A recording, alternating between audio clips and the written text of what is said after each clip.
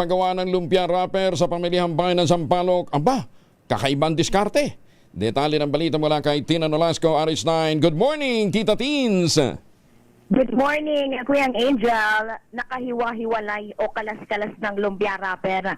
Yan ang diskarte ng nag-iisang pagawaan ng lumpia wrapper dito sa pamilihang bayan ng Sampaloc sa Maynila para mabili ang kanilang mga paninda. Ayon kay Ate Mary Jane, may-ari ng Arthur's Lumpia Wrapper sa nasabing pamilihan, matumal ngayon ang bentahan ng wrapper dahil sa tag-ulan at nagkansela ng pasok ang mga suki nilang kantin sa mga paaralan malapit dito, partikular yung mga nasasakupan ng University Belt at iba pang karinderya. Dahil dito, diskarte ni Ate Mary Jane para tangkilikin pa rin ng mga mamimili ang kanilang paninda at agad na maubos, kinakalas niya itong mga lumpia wrapper. Pakinggan natin si Ate Mary Jane. Kasi yung ibang customer po, naghahanap talaga sila ng kalas. Pero sabi ko nga, kahit saan sila iikot, wala sila makita ganito na kinakalas. Kahit na pagdivisoria pa, wala akong ganito. Sa akin lang. Paano po pag napunit? Papalitan ko po. Pinapalitan ko. Kasi sabi ko, hindi naman maiwasan na may mapunit. Kasi minsan, di ba?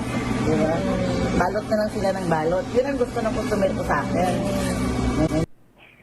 Ikinatutuwaan niya ito ng kanyang mga suki pero hindi niya siya nagdadagdag ng presyo sa kanyang serbisyo. Sa kabila ito ng mataas na presyo ng LPG at harina na ginagamit sa paggawa ng pambalot sa paborito nating lumpiang Shanghai at turon.